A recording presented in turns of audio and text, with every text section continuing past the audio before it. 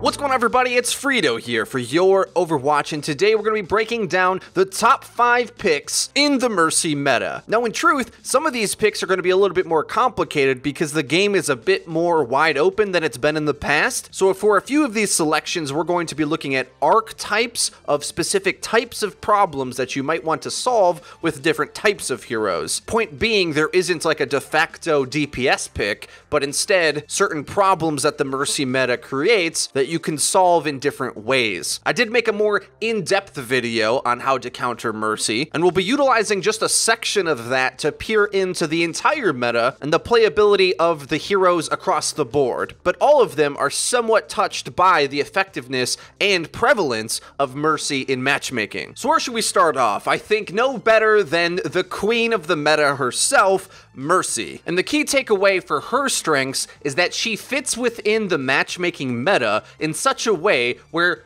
everyone feels like you must have her at all times. In situations where an organized team would definitely regroup and abandon a push, but in matchmaking, players want to hang around, they can't stop themselves, they have to keep poking, they have to keep engaging, even when it's a big risk to their lives, potentially even throwing off the next push. Well, now, Mercy kind of solves that. Instead of requiring your teammates to know how to regroup, there is more value in extending fights even longer to potentially look for a pick and play pick-off battles, because even if you lose the exchange, you still have Mercy to potentially revive you, so that entire push isn't all for naught. The other major strength she has is that because of the disorganized, lack of focus fire way that matchmaking plays, when she goes in Valkyrie, she's darn near unkillable nowadays. This perhaps could change when players learn to sick a diva on her mid-air and also focus fire with another character, or just decide which way they're going to play it, and that's going to lead into our other picks and be the major template for the types of characters that are really good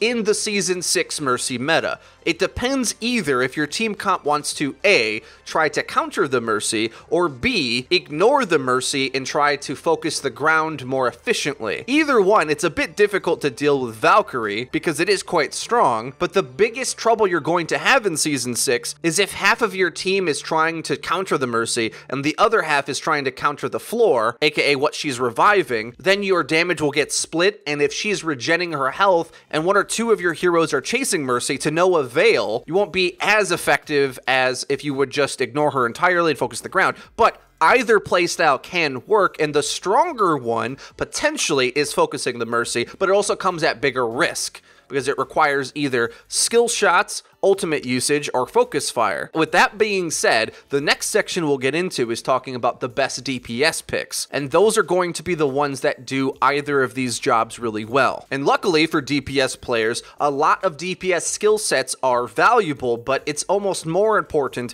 that the team comp synergizes around that concept of either doing the floor or the air and focuses on that. If you have a sick Widow, you can afford to have a Junkrat on the ground who basically can't hit Mercy when she's in Valkyrie. Despite how sick Junkrat is and the synergy he gets from getting damage amped by a Mercy who likes to play in the backline, amping range targets, he only can satisfy one half of that. And I think more often than not in matchmaking, if you pick a character that can solo kill Mercy, it oftentimes can be stronger than going for one of these team dynamic picks, like Junkrat's going to have to be. Provides a lot of pressure to the ground, gets tons of damage, his Junkrat ult can outpace the Mercy resurrection with its lethality, but overall, I'm going to instead suggest that you focus on a DPS character that can straight up kill the Mercy by yourself. This does take a mechanical cost, so not every player is going to be able to do this, but the more players out there that focus on this will be able to aid the team and be able to pick up the slack in this regard. One character that can be decent at it is Farah. If you've really worked on your mid-air battles against Farahs,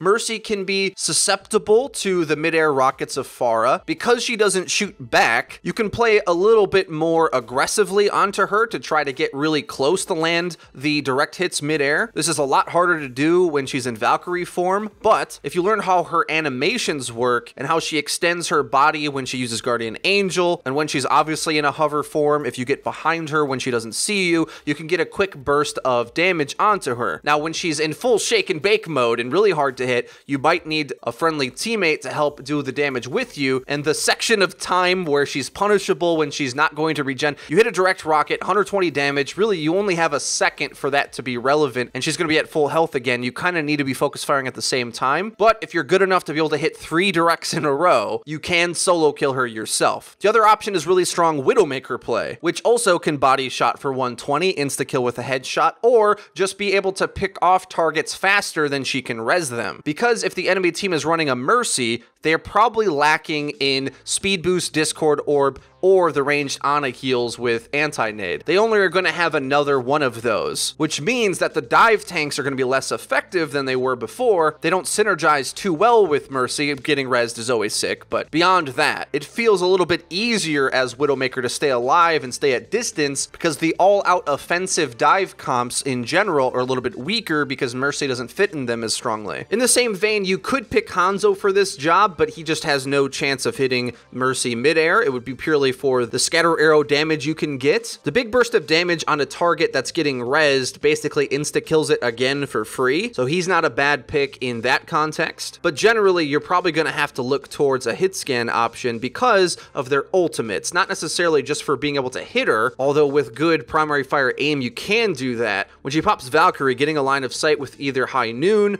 or Soldier Sights, both are good ways to be able to kill her yourself. I haven't forgot about the tanks. We've made a lot of videos recently talking about tanks, and the reason is they're all really good, honestly. They all see great use in this meta, where in the last meta, all 3 of the main supports that got used had 6 synergy with the dive tanks. Mercy doesn't so much other than rezzing them. So they're kind of kept in check to only fit when necessary, either to dive the Mercy or to get high ground, contest that, and otherwise slower deathball comps can work as well. Orisa riding the cart, Orisa in a defensive position, Reinhardt doing the same, but my favorite among all the tanks is the one who is now only recently looking like a tank. He still is quite a DPS crowd control option as well, and I've made videos talking about him, of course. Roadhog basically reminds me of that cool Samuel L. Jackson quote, when you need something to kill everybody in the room, Roadhog's kind of the guy, because just like how Scatter Arrow can keep up with the pace of res, and as the fight extends, you can punish it, Roadhog is an even easier route to that playstyle, I think. Although there's a few other ways to punish the ground and do big burst damage, none of it's better than Roadhog because it helps with your focus fire by pulling in a specific target. He does tons of damage, he can stand on the point, he benefits from getting damage boosted, is one of the best tanks to resurrect with a Mercy on your team. He also stays close to the team, meaning that Mercy is more likely to be able to heal him, unlike the dive tanks, which extend out past where she probably wants to go. Roadhog, all in all, is a sick character in the Mercy meta. The last hero that I think has to be mentioned on this list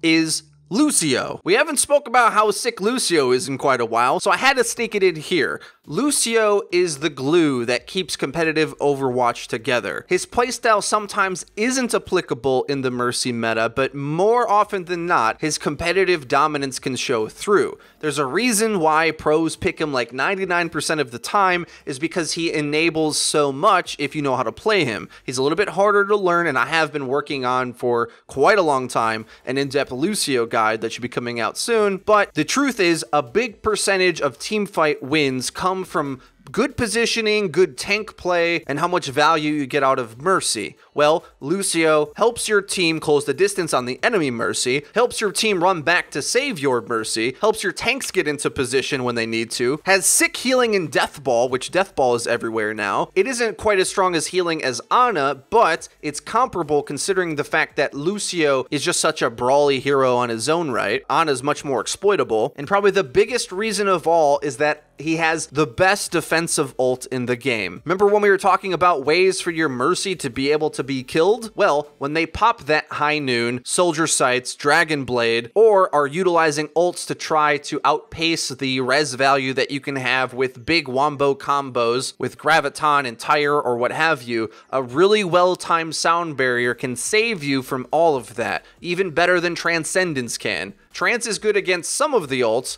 the more sustained damage ones, but Lucio Lucio's has a better range, can't be countered by anti-heal, and although Zen's cast time is instant, he doesn't provide all the other advantages that Lucio does. So many problems in matchmaking can be solved by good Lucio play, and oftentimes is the actual thing that the team needs when so many other things get called out as being the problem. Our DPS isn't doing anything, I'm not getting healed. We've all heard the long laundry list, and I'm sure we've said it ourselves at some point. But really, if you look at the overhead view of the engagement and the actual team fight that's going on, if you're taking too much spam, well, speeding past that spam means that you're going to take less damage. Your tanks will still have their shields by the time they get to the engagement. They can actually make space for you when they're actually able to get into position. Your key squishies in the backline can have peel, and when you want to make an aggressive dive, the sound barrier can literally barrier your big over-aggressive initiation in order to go get a Mercy, or whoever the key pick is. Whereas otherwise, you might feel like it's too expensive to go try to get past all their team to go get her. And that's it. A whole lot of heroes mentioned, but I think we've covered most of our bases in terms of what the top ranked picks are in this current meta. Do you agree with our picks, or do you have any suggestions that are even better? Let us know in the comment section down below. If you enjoyed the video, please leave a like. If you haven't already, please subscribe because we upload each and every day, so you're gonna wanna hit the bell icon so that you get notified when our videos go live.